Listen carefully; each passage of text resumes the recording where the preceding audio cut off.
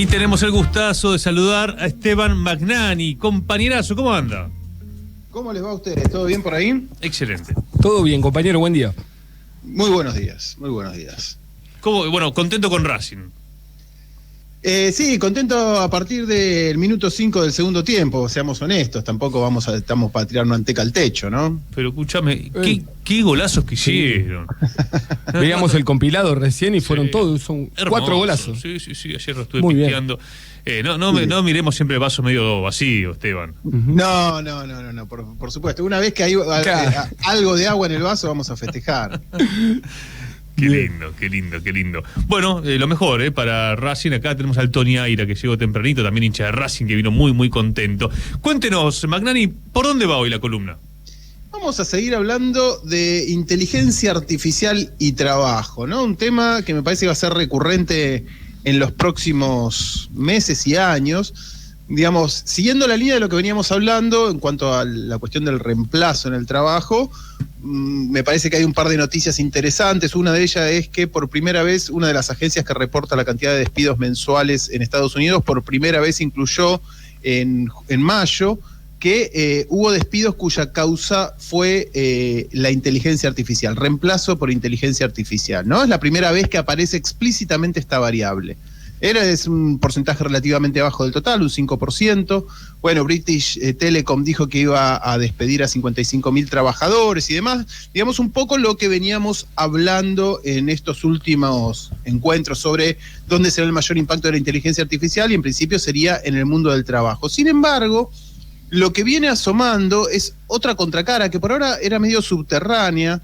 En algún momento la mencionamos respecto de, por ejemplo, una nota que salió en la revista Time acerca de trabajadores en Kenia. Recordemos, Kenia tiene una parte de la población bastante educada, hablan inglés y al mismo tiempo es un país de África con crisis severas, por lo cual es un buen espacio desde el punto de vista del mercado para conseguir trabajo barato y de cierta calidad y en el idioma dominante, hegemónico en el planeta. La cuestión es que a estos trabajadores keniatas, según la nota de la revista Time, se les pagaba cerca de $2 la hora para entrenar a ChatGPT para que no sea racista, misógino, no le enseñe a la gente a producir bombas y demás, porque recordemos que a la inteligencia artificial no le podés decir esto sí, esto no, ya que en realidad es una caja negra dentro de la cual pasan un montón de cosas. Vos lo que tenés que hacer es entrenarla. Y hablando, digamos, con otra gente, una nota muy interesante que salió en The Verge, vi que entrevistaban a una investigadora argentina, una doctora en informática y socióloga llamada Milagros Micheli, que vive en Alemania, y entre otros, bueno, la contacté para hablar un poco del trabajo de entrenamiento en inteligencia artificial que se está dando en el mundo y que es un trabajo creciente. A nosotros, digamos, tal como lo hemos explicado incluso en las columnas y en general como se explica, parecería que la inteligencia artificial es entrenada solamente con cosas tomadas de internet, libros, discusiones de foros, imágenes, sí, etcétera. Y que de ahí viene el grueso del material de entrenamiento y que parecería que una vez que uno entrena la inteligencia artificial ya está, después lo que hay que hacer es como acomodar un poquito los patitos para que la inteligencia artificial no delire demasiado. Claro, yo lo que pensaba es que con toda la información que hay en la internet, agarran, digamos, que esa sería la biblioteca. Exactamente.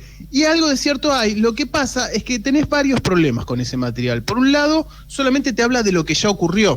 Claro. Es decir, que cuando vos enfrentás a la inteligencia artificial a algo nuevo, no necesariamente vas a saber resolverlo de manera acorde. Un caso extremo que en realidad ocurrió ya hace unos años, en 2018, que yo no lo conocía, lo leí ahora, de una mujer que venía en su Volvo, en un momento tiene que contestar un llamado y deja a su Volvo manejándose solo, que ya tenía todo un sistema de manejo automatizado, ya lo había hecho varias veces, nunca había tenido problema, y en un momento, después revisando el log de lo que el auto había registrado, le aparecía como una señal de alarma, el auto decía, hay un peatón cruzando por la calle, no es un peatón, es una bicicleta, no es un peatón, no es una bicicleta, ¡pum! Atropella a una mujer que efectivamente era una peatona, pero como no iba arriba de la bicicleta, sino que la llevaba al lado y no cruzaba por la cebra, el reconocimiento de imágenes del auto no la había reconocido como alguien cruzando la calle y al cual no tenía que atropellar. ¿Sí? ¿Se entiende? Sí. O sea, vos podés entrar a la inteligencia artificial con bicicletas, con peatones, y con gente que está arriba de la bicicleta, no con un peatón que va llevando la bicicleta a su lado. ¿Por qué? Porque sobre eso había tenido muy pocas imágenes y no la puede reconocer.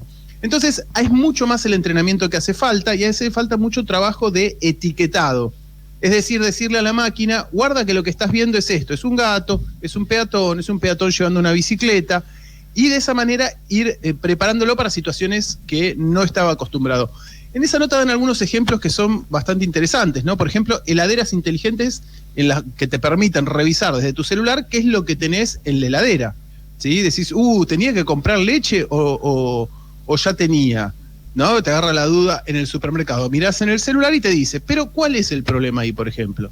Que el packaging de la leche muchas veces va cambiando. Entonces vos necesitas entrenar a la heladera para que reconozca el nuevo packaging de leche. Eso lo está haciendo gente.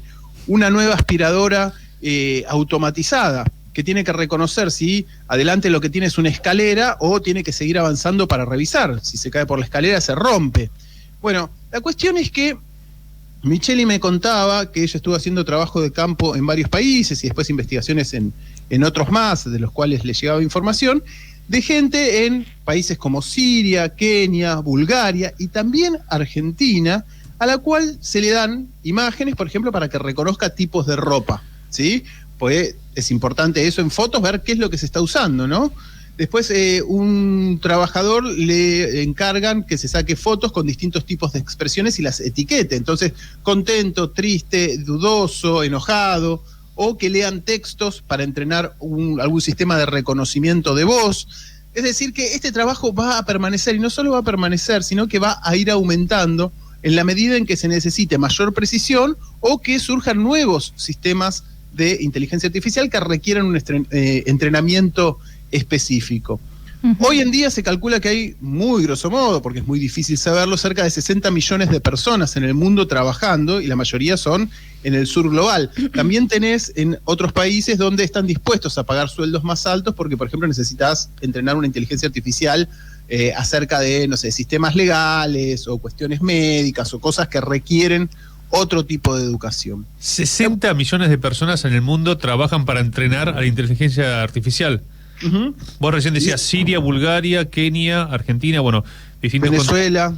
Venezuela es muy masivo. En Argentina me decía que no es tan masivo por las restricciones de los dólares, pero que hay una empresa que en el conurbano da cursos gratuitos de informática y después ahí detecta a los que son como más consistentes, más confiables, y les ofrece trabajar en informática.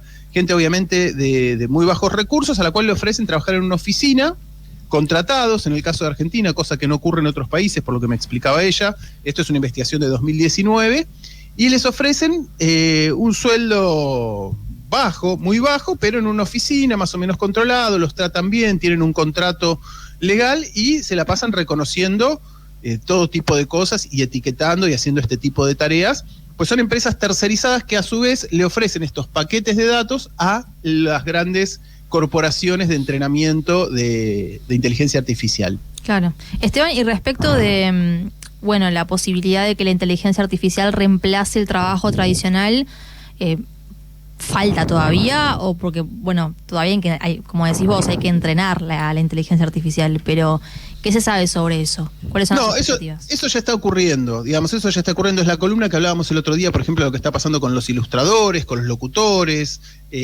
con las inteligencias, las inteligencias artificiales ya desarrolladas, que ya te permiten encargarle, a un simulador de voz, léeme este texto en 45 segundos con tal tono, ¿sí? Claro. ¿Por qué? Porque hay muchísimo material ya para entrenarlo. Entonces se da la paradoja, que en realidad no es una paradoja, porque es lo que históricamente ha ocurrido con la tecnología, de que vos descomponés trabajos complejos en trabajos muy simples que pueden realizar personas que no están tan preparadas para entrenar una máquina que reemplace ese trabajo más complejo. Si vos lo pensás, es el taylorismo, ¿no? Fines del siglo XIX, donde se analizaba qué era lo que hacía el obrero, ponerle metalúrgico, que sabía cuándo sacar la pieza para darle forma, cómo la martillaba y demás. Sí, cómo acelerar los ritmos de producción para, mejorar la productividad.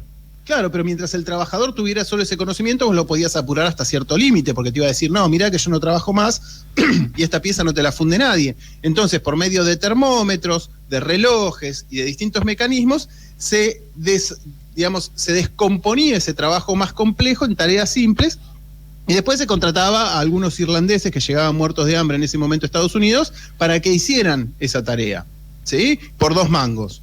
Entonces, de alguna manera, ese uso de la tecnología para desempoderar a los trabajadores es el que está continuando. Entonces, mucho del trabajo que se hacía, que tiene que hacer un especialista, después vos lo podés descomponer y en realidad son personas en Kenia o en el conurbano bonaerense que dicen a la máquina, bueno, esto es un gato y esto es un peatón, y que va a reemplazar a un chofer que tenía cierto grado de educación y conocimiento para llevar adelante su tarea.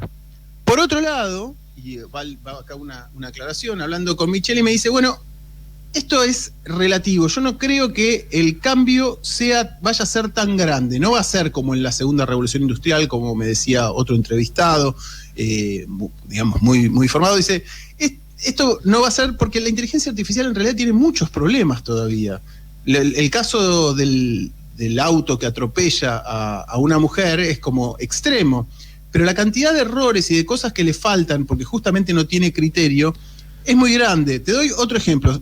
Cuando se empezó a hablar de inteligencia artificial, se habló mucho de que, por ejemplo, si vos le dabas suficientes resonancias magnéticas a una inteligencia artificial, iba a empezar a reconocer ciertos patrones para detectar, no sé, un tumor, ponele. No sé si las resonancias magnéticas sirven para los tumores, supongamos que sí. Entonces, claro, uno dice, si vos le das 50 millones de resonancia magnética, le decís, de estos 50 millones, este porcentaje son los que tienen un tumor, bueno, va a empezar a reconocer ciertos patrones de la misma manera que reconoce un gato cuando se lo mostrás. Sin embargo, lo que está pasando es que los resonadores no tienen todos exactamente el mismo tono, ni se toman de la misma distancia, ni tienen exactamente el mismo formato. Entonces, lo que la inteligencia artificial, que obviamente no entiende nada de lo que está haciendo, es que si vos le cambiás la máquina, ya deja de funcionarle. ¿Por qué? Porque dice, no, los únicos que tienen cáncer son los que hicieron con esta máquina que me da este tono de color exacto, y a partir de ahí yo puedo decir que hay un tumor.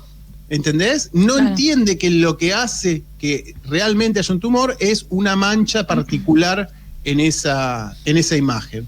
Entonces, está habiendo complicaciones, por ejemplo, con este tema, lejísimos de lo que se había anticipado, no está reemplazando a los médicos, necesitan muchísima supervisión, tanta supervisión que prácticamente no ahorran ningún trabajo. Entonces ahí hay cierta discusión acerca de, bueno, no nos subamos al hype de la inteligencia artificial porque hay ciertas tareas que de momento no puede hacer y hay dudas si realmente las va a poder hacer a la escala que se necesita en un futuro próximo. Por el otro lado, como te decía el otro entrevistado, me decía, sí, está bien, puede ser que en algunas cosas sea más complicado, pero si vos tenés tareas, por ejemplo, el ejemplo que él me daba era de, no sé, una empresa que vende determinado tipo de producto, vos le enseñás cómo atender a un cliente, los precios, y le das la base de datos sobre los productos que vos tenés disponibles, y nada, es mucho más fácil. Que de hecho es un poco lo que hace, qué sé yo, cuando vos comprás en Mercado Libre o en Amazon, no hay alguien diciendo, bueno, vos me estás queriendo comprar esto, entonces yo voy a buscarlo a tal depósito. Está automatizado. Con la inteligencia artificial le agregás que, por ejemplo, te puede atender alguien por medio de un sistema de voz. Bueno, una inteligencia artificial por medio de un sistema de voz. Entonces, como la cantidad de opciones y la cantidad de preguntas en realidad es limitada, no va a haber tanto margen para un error. Y aparte, bueno, si hay un error ahí, a lo sumo vos no recibirás el producto que pediste, no se muere nadie. Entonces, hay algo ahí que todavía se está definiendo. Para mí hay señales contradictorias, no está claro. A mí me parece que el impacto va a ser grande, pero paradójicamente se va a producir este fenómeno de montones de gente, de personas sin alternativa, que van a tener que entrenar inteligencia artificial. Y hay mucho de este trabajo que a su vez está plataformizado, es decir, vos no vas todos los días a una empresa 8 horas a reconocer buzos o peatones o bicicletas o gatos, sino que son trabajos que aparecen, tipo Mechanical Turk o otras plataformas, donde te dicen, bueno, hay que analizar estas imágenes y decir qué es lo que hay ahí. Uno de los entrevistados, Kenyatta, justamente en esta larga nota de The Verge, que era muy, muy interesante, dice, bueno, yo no sé cuándo va a venir trabajo de nuevo. Entonces cuenta que en un momento apareció un montón de trabajo y él estuvo 36 horas seguidas reconociendo codos, rodillas y cabezas en fotos de multitudes. ¿Sí? Sí. Un trabajo absolutamente alienante. Ujú. Chaplin Mucho se levanta de la tumba y hace un nuevo tiempos, postmodernos. Sí. Excelente. Sí. Y se muere de nuevo, porque digamos, Sí. yo no sé si no prefiere ajustar una tuerca. Sí. Está reconociendo, aparte, 36 horas. si hablamos de alienación, no entender qué es lo que estás haciendo a un nivel Mamá. tremendo, porque de última vos estás viendo un motor y poniendo una tuerca, acá vos estás reconociendo codos y demás. Y bueno, la investigadora esta me decía que en los trabajos de campo veía que, por ejemplo, en Argentina sí les explicaban que estaban entrenando inteligencia artificial, pero que en otros países, en Bulgaria, por ejemplo, estaba entrevistando a un trabajador y le habla de machine learning y el trabajador le dice, ¿qué es eso? O sea, no tenía la más remota idea de para qué estaba haciendo eso que estaba haciendo todos los días, horas y horas de su vida. Excelente. Te mandamos un fuerte abrazo, compañerazo, y nos reencontramos la próxima semana. Dale, un gran abrazo para ustedes y que sigan los éxitos.